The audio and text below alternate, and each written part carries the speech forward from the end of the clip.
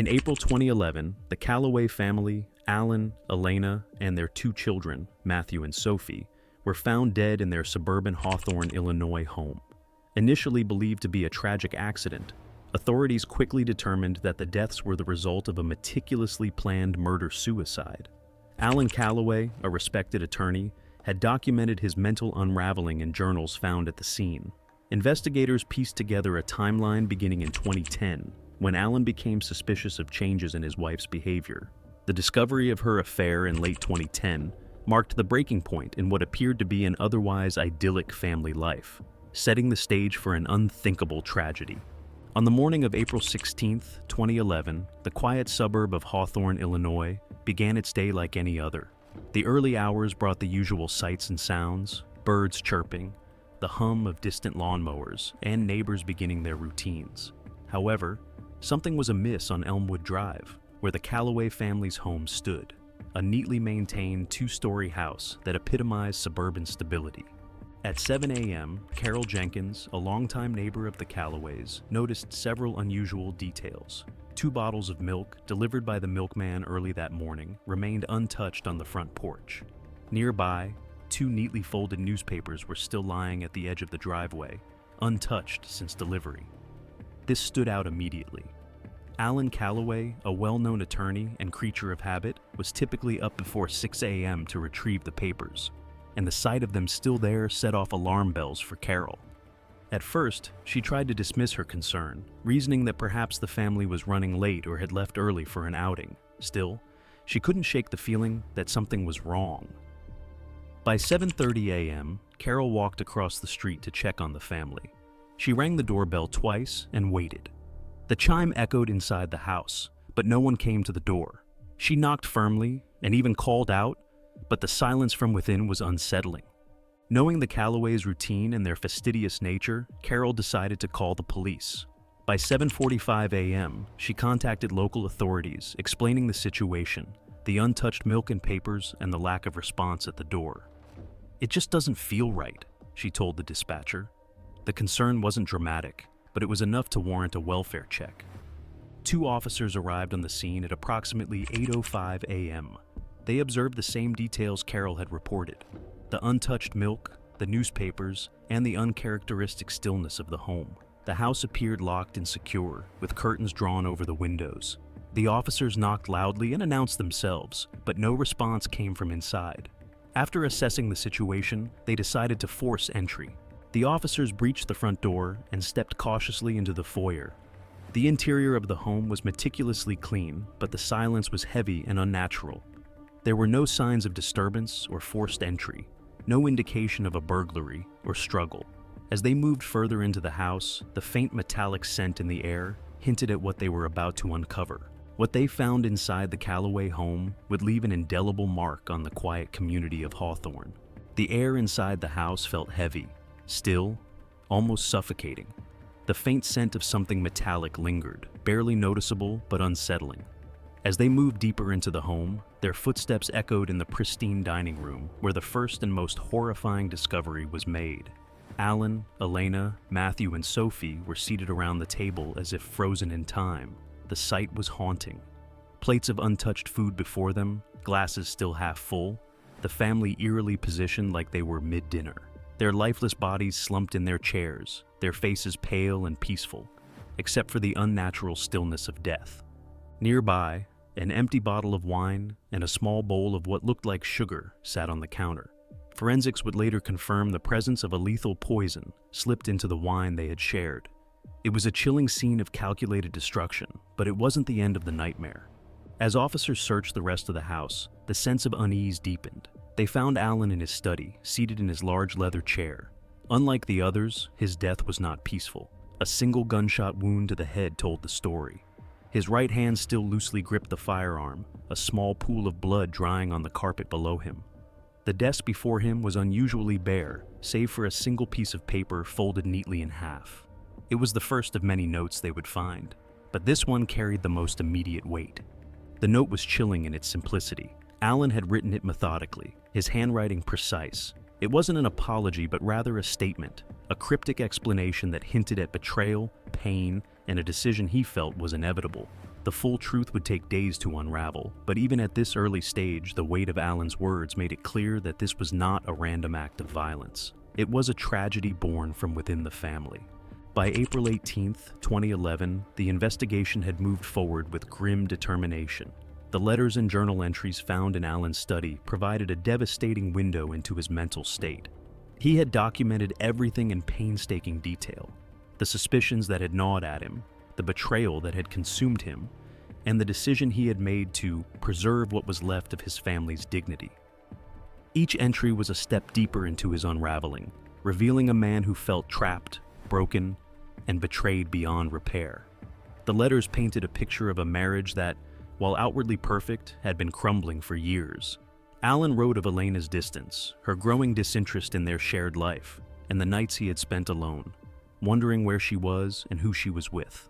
When he discovered her affair with Ryan Miller, the words in his journal grew darker, sharper. "There is no coming back from this," one entry read. "She destroyed the foundation we built, and now I must decide how to salvage the pieces." For the investigators, it was an emotionally grueling case. As they pieced together Alan's descent, they couldn't help but feel the weight of his despair. But there was still more to uncover. On April 22, 2011, surveillance footage from a neighbor's security camera revealed a critical moment in the days leading up to the tragedy. The video, time-stamped at 8:14 p.m. on April 12th, showed Alan and Elena standing on their front porch. The footage had no sound, but their body language spoke volumes. Alan's posture was rigid, his gestures sharp and deliberate. Elena, by contrast, seemed defensive, her arms crossed tightly against her chest. At one point, she turned away, attempting to go inside, but Alan blocked her path, leaning in close as if making a final point. The argument lasted only minutes, but it was enough to confirm that the tension in the household had reached a boiling point. This confrontation, investigators believed, was the turning point. Whatever Alan had discovered or confronted Elena about on that evening sealed the family's fate. The idyllic life of the Callaways, so carefully curated and admired by those around them, was nothing more than a fragile shell. And in the days that followed, that shell would shatter entirely. The story of the Callaway family, now dissected through the lens of tragedy, began to take on a life of its own. To those who had known them, the revelations were almost impossible to reconcile with the family they thought they understood. How could a man like Alan, so composed and disciplined, descend into such darkness? How could a marriage that seemed so perfect conceal such devastating fractures? The answers lay in the journals, the footage, and the silent dining room where the Callaway family's final chapter had played out. For now, the community of Hawthorne could only wait as the investigation unfolded. The layers of this tragedy peeled back one by one. The questions were endless, the answers haunting, and the image of the Callaways, once so full of life, remained burned into the collective memory of those who dared to ask, how did it come to this? In the quiet suburban neighborhood of Hawthorne, Illinois, the Callaway family seemed to have it all. Their two-story home, adorned with flower beds and a white picket fence, was a picture of stability. Alan Callaway, a well-known corporate attorney, had built a reputation as a dedicated family man. To anyone on the outside, he was the epitome of success, confident, composed, and caring. But beneath his polished exterior lay a man who constantly battled insecurities, particularly about whether he was doing enough for his wife and children. Elena Callaway had once been a rising star in the local art scene. Her paintings had hung in galleries across the state, and her talent was undeniable. But when Alan's career began to take off, she made the decision to step away from her art to support him and raise their children. At first, it seemed like the right choice. Elena embraced her role as a mother to Matthew and Sophie, throwing herself into their lives with the same passion she once reserved for her craft. Yet, as the years passed, she began to feel an ache she couldn't explain. The spark of creativity that once defined her had dimmed, replaced by the monotony of suburban routines. Matthew, their 14-year-old son, was the family's pride and joy. He excelled in academics and sports, often described as the perfect combination of discipline and talent. His younger sister, Sophie, just 11, was a gifted pianist who filled the house with music. Together, the siblings made their parents proud, their achievements painting the Callaways as the quintessential American family. But even in this idyllic household, small cracks had begun to form. cracks that would eventually deepen into an irreparable fracture. In early 2010, Alan started to notice subtle changes in Elena. She began spending more time out of the house, claiming she needed to run errands or visit friends. Her once affectionate demeanor toward him grew distant. Alan, ever the rational thinker, convinced himself it was nothing to worry about. She was probably just adjusting to the demands of raising two growing children, he thought. But doubts began to creep in. He started paying closer attention to her routines, noticing how often her phone buzzed late at night and how quickly she would put it away. As the months went on, Alan's unease grew. By mid-2010, his suspicion turned into quiet paranoia. One evening, after everyone had gone to bed, he picked up Elena's phone and scrolled through her messages. What he found confirmed his worst fears.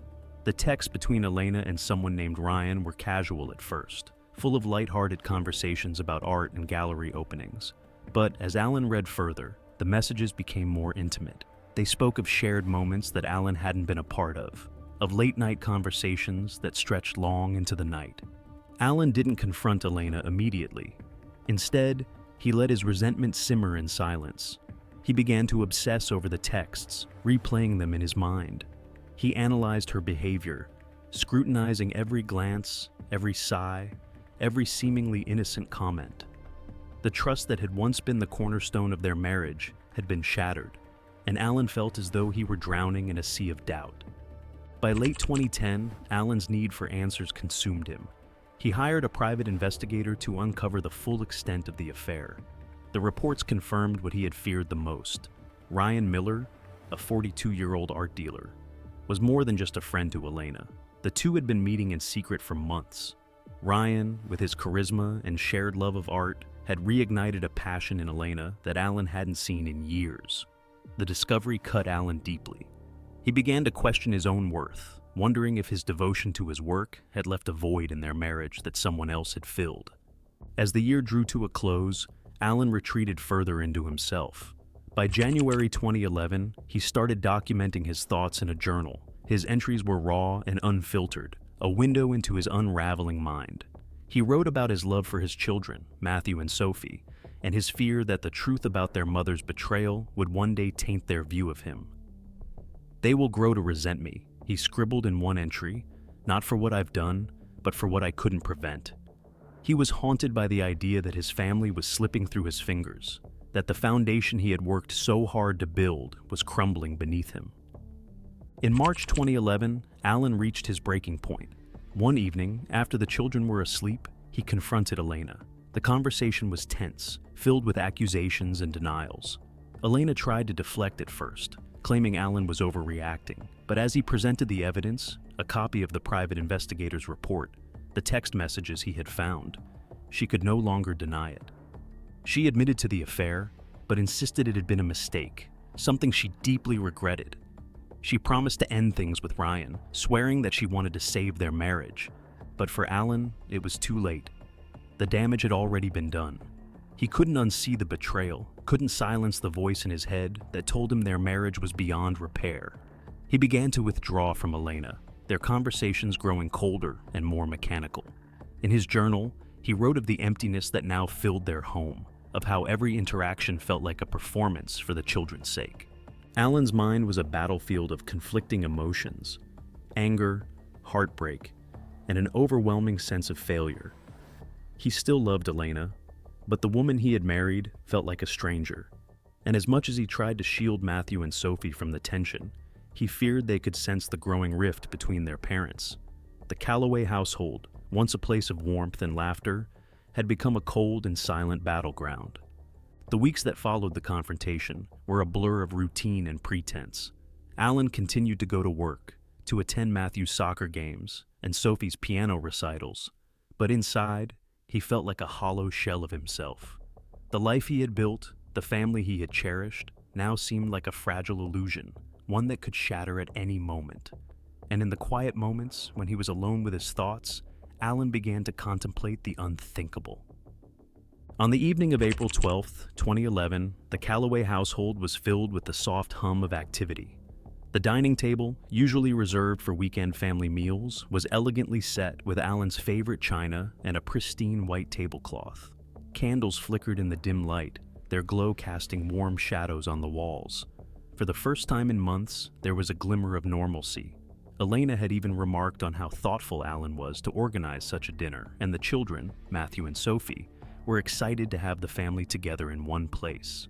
It had been too long since they'd shared a meal like this. And Alan moved through the evening with a calmness that surprised even him. He poured wine for himself and Elena, careful to measure each glass precisely. For the children, sparkling apple cider sat in delicate glasses, making them feel part of the celebration. Elena had noticed Alan's unusual warmth throughout the day.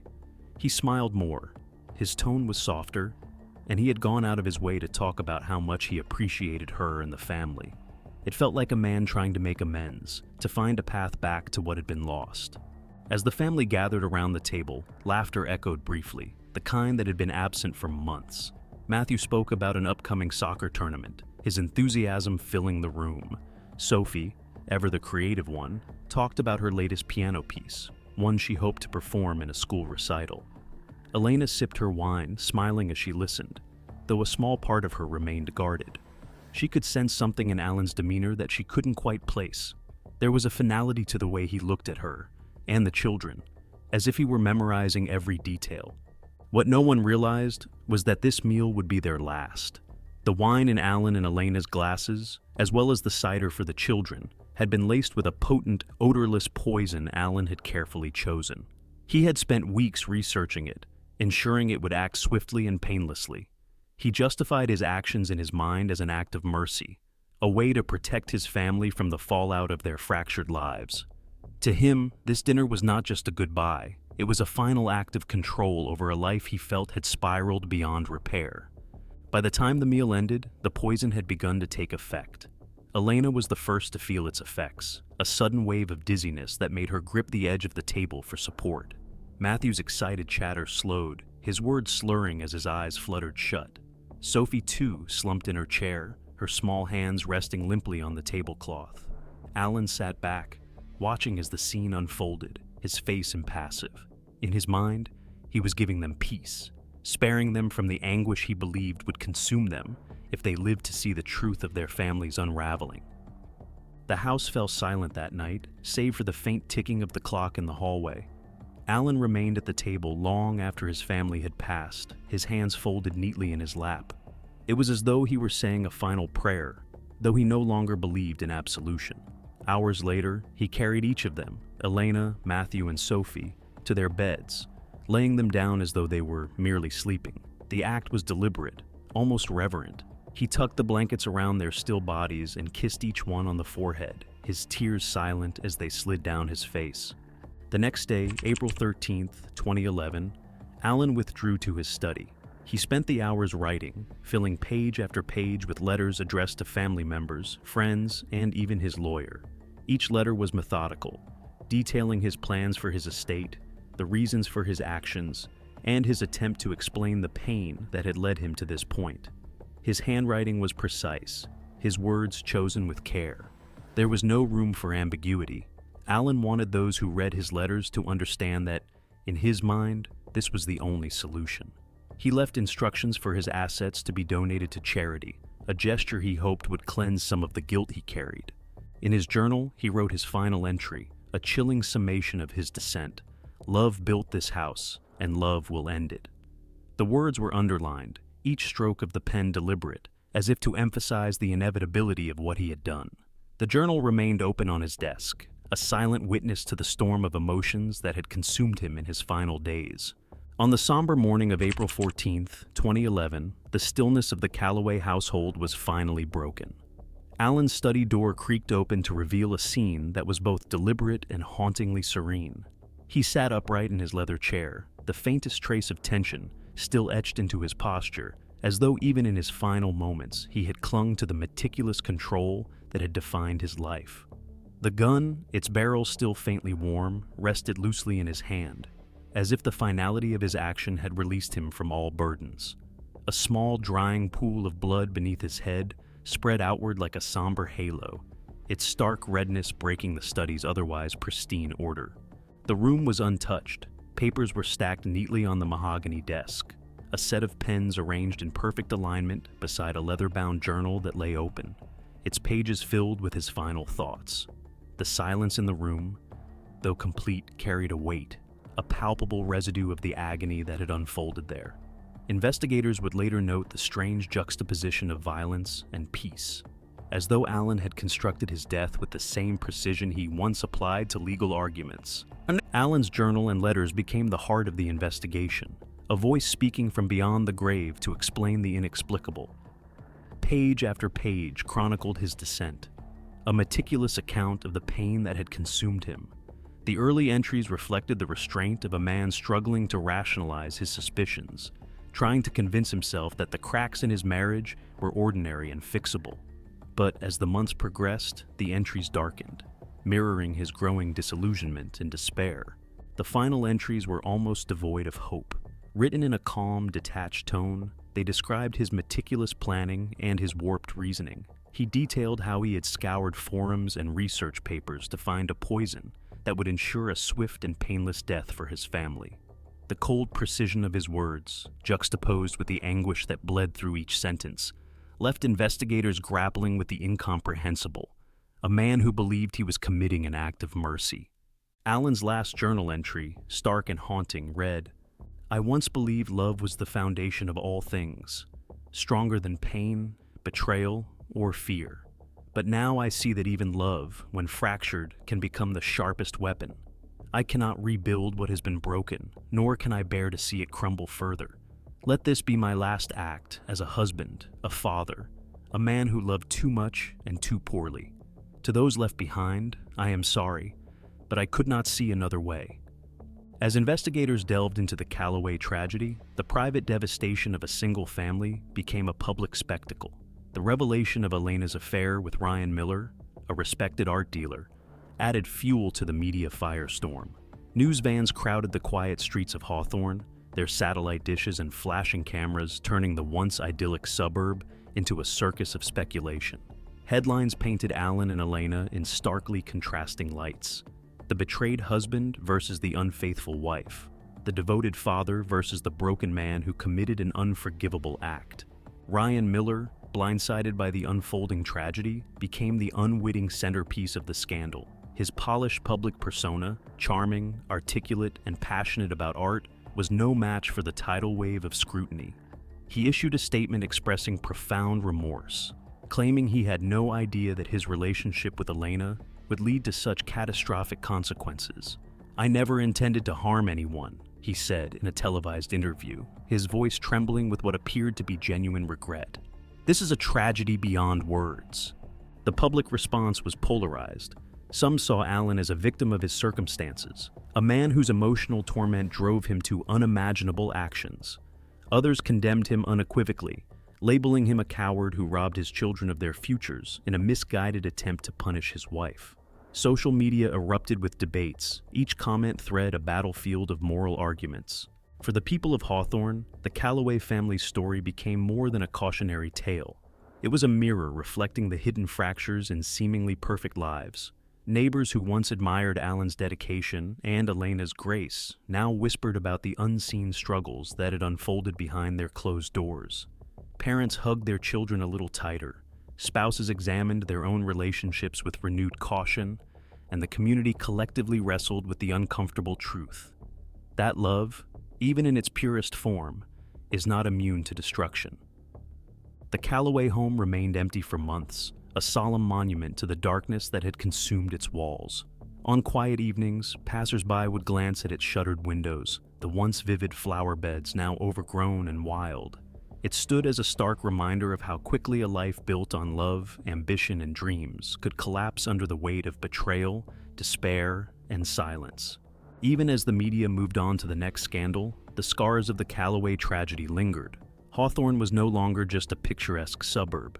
It had become the stage for a story of love turned to darkness, a community grappling with the realization that perfection is often just a fragile facade. And in the stillness of Allen's study, the echoes of his final words lingered, a chilling reminder of the cost of unresolved pain. Make sure to like and subscribe so you don't miss out on our daily updates, and you can check out another insane case we have. the case where a police captain murders his secretary to hide a secret. Be sure to check it out and let us know your thoughts in the comments section below.